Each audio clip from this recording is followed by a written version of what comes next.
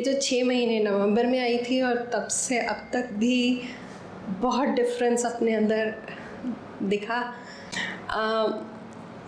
Spirituality का एक ये कि पॉजिटिव रहना चाहिए वो, लेकिन वो पॉजिटिविटी बहुत फेक थी क्योंकि वो नेगेटिविटी को अपने अंदर नहीं समा रही थी और उसकी इम्प्लिकेशंस भी दिखे जब बॉडी पे इम्पैक्ट हुआ, बीमार ज़्यादा पड़ने लगी, सर्जरी हुई, तब सब शांत हुआ। उसके बाद अब वाली पॉजिटिविटी, हाँ, वो अपने आप में नेगेटिविटी भी एब्जॉर्ब करती है।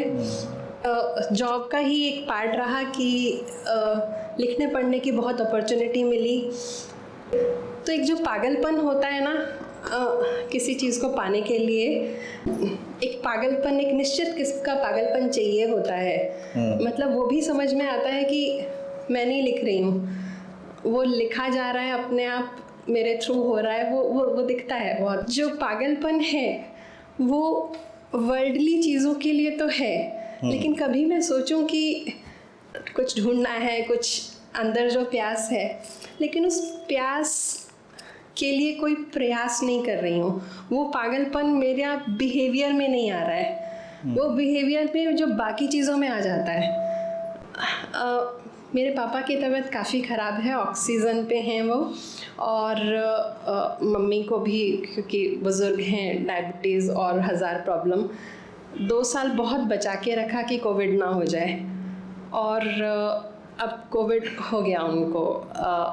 तो मैं शांत बैठी थी, वो मम्मा की रिपोर्ट उसमें थी, लेकिन अंदर एक शांति थी। और फिर मैंने अपने आप को डांटना शुरू किया कि मैं इतनी इनसेंसिटिव कैसे हो सकती हूँ, कि ये शांति झूठी तो नहीं है। लेकिन जब तक रात तक मैं वापस उस परेशानी वाले उसमें नहीं आ गई, मैंने वो छोड़ा नहीं।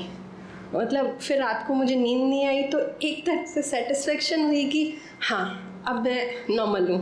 वो जो पुरानी चीज़ है उसमें सुकून मिल जाता है। कोई नहीं, देखिए क्या है ना कि हमारी सोसाइटी ने, हमारे पूरे कल्चर ने हमारे अंदर बहुत गिल्ट डाला हुआ है। हम जितनी भी अच्छी चीज़ें हैं उनको महसूस करने में, जीने में गिल्ट में चले जाते हैं।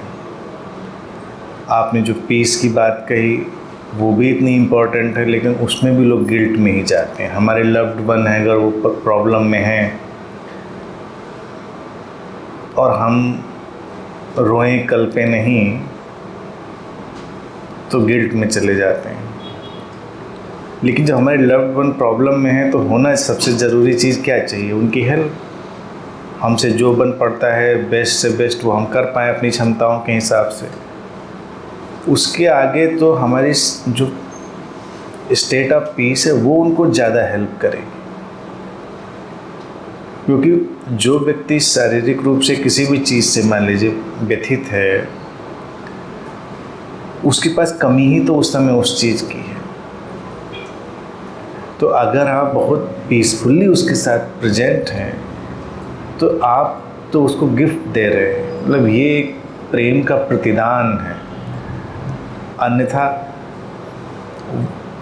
कभी कभी तो हालत मैंने कई लोगों के ऐसे देखे हैं कि बीमार तो कम तकलीफ़ में होता है, जो तीमारदार उन्हें लव्ड वन है वो इतना ज़्यादा उपद्रव कर देते हैं कि उसको उठ के बैठना पड़ता है कि ठीक है तू शांत हो जा पहले भाई।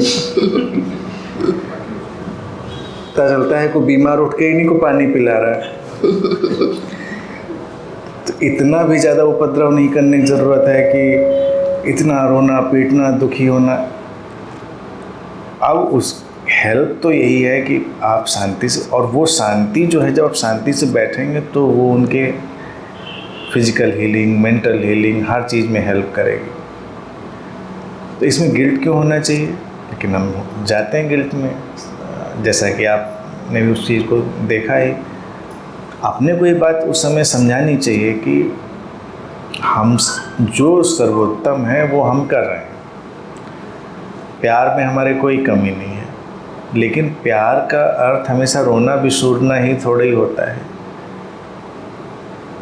लव एक्शन में जब आए तो वही लव काम का होता है।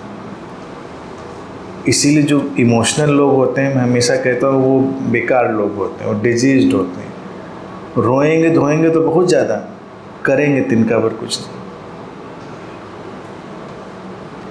आपने किया, आपने प्रेम का प्रत्युत्तर दिया, और फिर शांत अगर हुए तो और बड़ा काम किया। एक पेशेंट के पास अगर हम शांति से भी नहीं जा सकते तो हम हेल्प भी क्या करेंगे? या परेशान हो के हम अपने को बीमार कर लें तो भी हम क्या हेल्प करेंगे? तो उस समय अपने को स्वस्थ रखना, इवन खाने की बात हो, कई लोग अगर प्रैक्टिकली आप देखिए तो ये कितनी अजीब सी चीज़ है, घर में कोई बीमार हुआ, खाना नहीं खाएंगे हम क्योंकि हमारे गले के नीचे उतरेगा नहीं, ऐसी तकलीफ़ की स्थिति में 3 दिन ना खा के फिर आप घिसटते हुए चलिएगा। तो जब घर में कोई बीमार हो तो अच्छे से खाइए पीजिए और अपनी मनपसंद की चीज़ें खाइए, यानी कि जो अच्छा लगता हो, क्योंकि आप अपनी स्ट्रेंथ लाइए, अपनी ताकत लाइए जिससे आप हेल्प कर पाएँ उसकी, ना कि आप बीमार पड़ जाएं तो वो काम करना ही नहीं है। तो ये एक सबसे ज़रूरी चीज़ है, इसलिए कोई गिल्ट नहीं लाइए। वो पुरानी आदतें होती हैं, जैसे ही हम परेशानी में चले जाते हैं उस ट्रैप में, तो वो पुरानी आदत हमको सुकून दिलाती है कि अब सब ठीक है, लग रहा है। नहीं तो जब तक हम शांत थे लग रहा था कुछ गड़बड़ है। तो एक तो ये चीज़ है।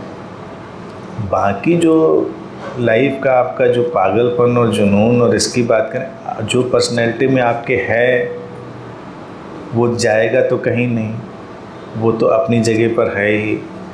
जिसको आप पागलपन शब्द इस्तेमाल करें उसको मैं जुनून शब्द रखना चाहूँगा कि जो हमारे अंदर एक किसी भी चीज़ में डालने की शिद्दत होती है, जुनून होती है, इंटेंसिटी होती है, तो आ ही जाएगी आगे। वो शिफ्ट होने की बात है, किसी दिन शिफ्ट हो जाएगी तो उधर भी अपना काम करेगी। बाकी वो धीरे धीरे तो काम कर ही रही है। नवंबर में आप आई थी, आप अभी भी आ गई, तो उस जुनून का थोड़ा टुकड़ा तो अभी शामिल है ही है। नवंबर में जैसे तमाम लोग आए थे, नहीं आए क्योंकि नवंबर में तो हो आए थे, अभी जाके क्या करेंगे। हाँ, कुछ लोग हैं जो हर बार आते हैं हमारे यहाँ, वो एक अलग बात है। तो एक टुकड़ा तो कायम है उस चीज़ का। बाकी रहा वर्ल्डली जो भी आपकी ड्यूटीज़ हैं, जॉब हैं, या जो भी आप कर रही हैं, उसके अपने नॉर्म हैं, मानक हैं, उनको आप अच्छे से कर ही रही हैं, करती रहिए। चीज़ों में दूसरों की चीज़ के लिए खुश होती हैं, जैसा कि आपने कहा अपनी चीज़ों के लिए भी खुश होइए, क्योंकि दूसरे की चीज़ जितनी दूसरे की, आपकी चीज़ भी उतनी ही दूसरे की है। आपके लिए कुछ अपना क्या है जी। अपने को देख के भी मिरर में कभी कभी खुश होना चाहिए, क्योंकि अपने से भी हम उतने ही दूर हैं जितने दूसरे से दूर हैं। तो कभी मिरर में अपने को देख के भी खुश हो जाना चाहिए, अच्छा मिल के अच्छा लगा। इस तरह से ये दूरियां तो एक कंसेप्ट है, इंसान अपने ही नज़दीक कहाँ है।